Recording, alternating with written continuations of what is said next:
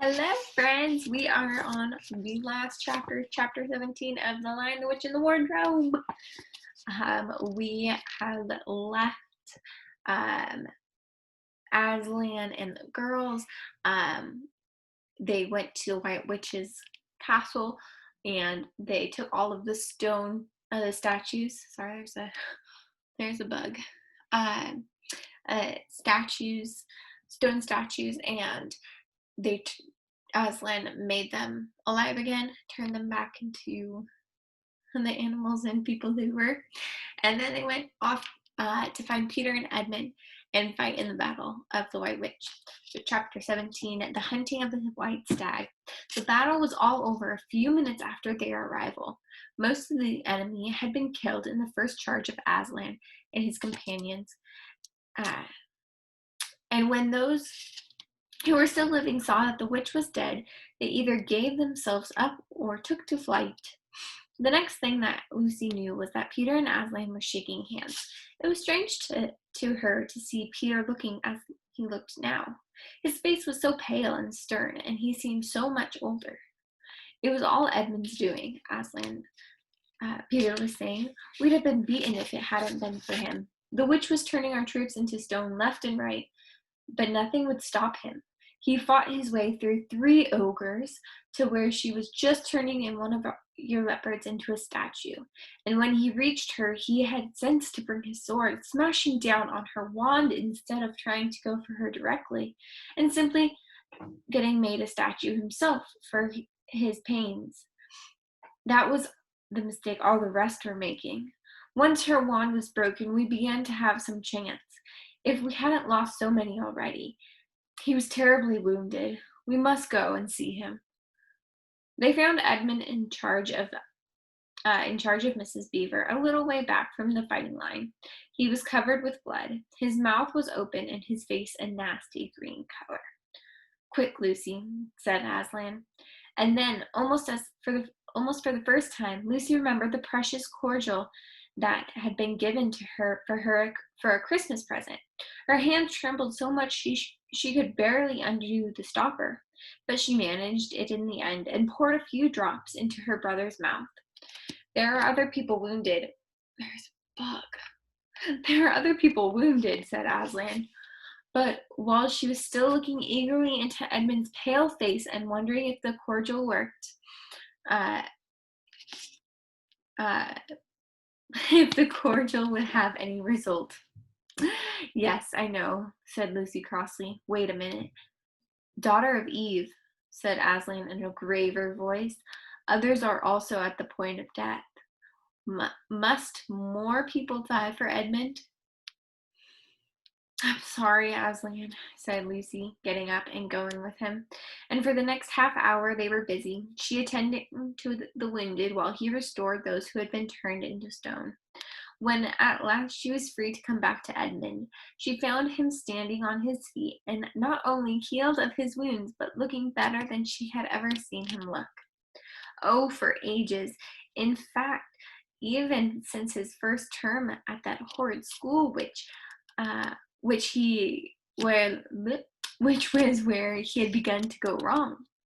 He had become his real old self again, and could look you in the face.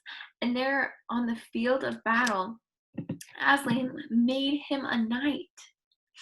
Does he know, whispered Lucy to Susan, what Aslan did for him? Does he know what the arrangement with the witch really was? No, of course not, said Susan. Ought he be told? Said Lucy. Oh, surely not, said Susan. It would be too awful for him. Think how you'd feel if he were. What did Aslan do for Edmund? Do you guys remember? Aslan died in Edmund's place. All the same, I think he ought to know, said Lucy. But at that moment they were interrupted. That night they slept where they were. How Aslan provided food for them all I don't know, but somehow or another they found themselves all sitting down on the grass to a fine high tea at about 8 o'clock. Next day they began marching eastward down the side of the great river, and the next day after that, at about tea time, they actually reached the mouth. The castle of Cair Paravel. I don't know if that's how you say it or not, but that's how I'm saying it. We've said it the whole book that way. On its little hill towered up above them. Before them were the sands, with rocks and little pools of salt water and seaweed, and the smell of the sea, and long miles of bluish green waves breaking forever and ever on the beach. And oh, oh, the cry of seagulls. Have you heard it? Can you remember?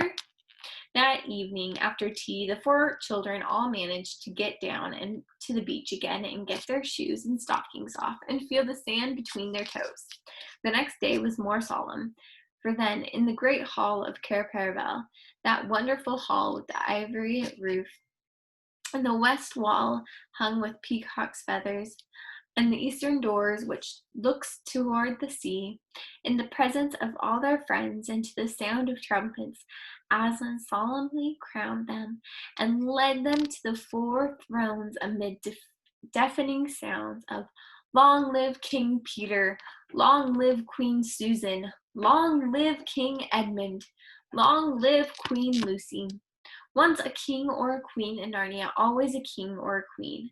Bear it well, sons of Adam. Bear it well, sons of Eve, daughters of Eve, said Aslan. And through the eastern door, which was wide open, came the voices of the mermen and the mermaids, swimming close to the shore and singing in honor of their new kings and queens. So the children sat on their thrones, and scepters were put into their hands, and they gave rewards and honors to all of their friends, to Tumnus the fawn, and to the beavers, and giant Rubblebuffin, and to the leopards, and the good centaurs, and the good dwarfs, and to the lion.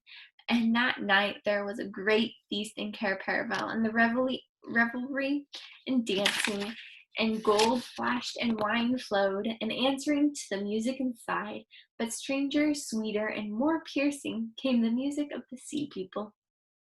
But amid all these rejoicings, Aslan himself slipped quietly away, and when the kings and queens noticed that he wasn't there, they said nothing about it, for Mr. Beaver had warned them. "He'll be coming and going," he had said. "One day you'll see him, and another you won't. He doesn't like being tied down, and of course he has other countries to attend to. It's quite all right. He'll often drop in. Only you mustn't press him. He's wild, you know. Not like a tame lion." And now, as you see, this story is nearly, but not quite, at an end. These two kings and two queens governed Narnia well, and long and happy was their reign. At first, much of their time was spent in seeking out the remnants of the White Witch's army and destroying them. And indeed, for a long time, there would be news of evil things lurking in the wilder parts of the forest, a haunting here and a killing there, and a glimpse of a werewolf once a month, or 1 month, and a rumor of a hag the next. But in the end, all that the foul brood was stomped out.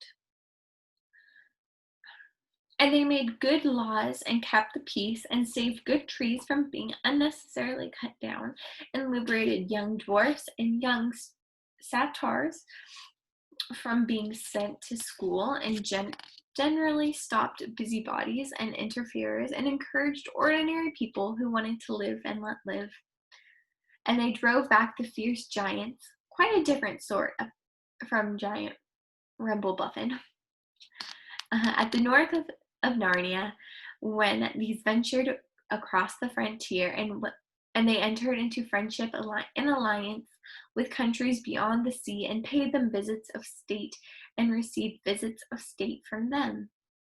And they themselves grew and changed as the years passed over them, and Peter became a tall and deep-chested man and a great warrior, and he was called King Peter the Magnificent. And Susan grew into a tall and gracious woman with black hair that fell almost to her feet, and the kings of the countries beyond the sea began to send ambassadors asking for her hand in marriage. And she was called Susan the Gentle. Edmund was a graver and quieter man than Peter, and great in counsel and judgment. He was called King Edmund the Just. But as for Lucy, she was always happy and golden haired, and all princes and stinking fly. And all princes in those parts desired her to be their queen, and her own people called her Queen Lucy the Valiant. So they lived in great joy, and if ever they remembered their life in this world, it was only as one remembers a dream. And one year it fell out that Tumnus, who was a middle-aged fawn by now and beginning to be stout, came down river and brought them news that the white stag had once more appeared into his parts. The white stag, who would give you wishes if you caught him. So these 2 kings and 2 queens, with the principal members of their court, rode a hunting with horns and hounds in the western woods to follow the white stag. And they had not hunted long before they had a sight of him. And he led them a great pace over rough and smooth, through thick and thin, till the horses of all the courtiers were tired out. And only these 4 were still following, and they saw the stag enter into a thicket where their horses could not follow. Then said King Peter, for they for they had talked in quite a different style now, having been kings and queens for so long. Fair consorts, let us now alight from our horses and follow these beasts into the thicket, for in all my days I never hunted a nobler quarry. Sir, said the others, even so let us do. So they alighted and tied their horses to the trees and went into the thick wood on foot. And as soon as they entered it, Queen Susan said, Fair friends, here is a great marvel, for I seem to see a tree of iron. Madam, said King Edmund, if you look well upon it, you shall see it is a pillar of iron with a lantern set on the top thereof. They're talking very strange, huh? By the lion's mane, a strange device, said King Peter, to set a lantern here where the trees cluster so thick about it and so high above it, that if it were lit it should give light to no man. Sir, said Queen Lucy, by likelihood, when this post and this lamp were set here, there were smaller trees in the place, or fewer, or none. For this is a young wood, and the iron post is old. And they stood looking upon it. Then said King Edmund, I know not how it is, but this lamp on the post worketh upon me strangely. It runs in my mind that I have seen the like before, as it were in a dream, or in the dream of a dream. Sir, answered they all, it is even so with us also. And more, said Queen Lucy, for it will not go out of my mind that if we pass this post and lantern, either we shall find strange adventures, or else some great change of our fortunes. Madam, said King Edmund, the like foreboding stirreth in my heart also. So they're all agreeing with each other. And in mine, fair brother, said King Peter. And in mine too, said Queen Susan. Wherefore be my counsel, we shall lightly return to our horses and follow this white stag no further. Madam, said King Peter, therein I pray thee to have me excused, for never since we were kings and queens in Narnia have we set our hands to any high matter as battles, quests, feats of arms, acts of justice, and the like, and then given over. But always what we have taken in hand, the same we have achieved.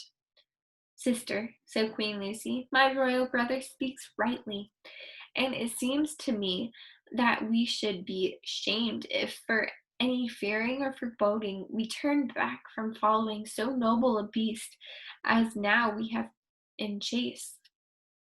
"And so I say," said King Edmund, "and I have such desire to find the signification of this thing that I would not be my good will turn back for the richest jewel in all Narnia and all the islands." So they don't want to turn.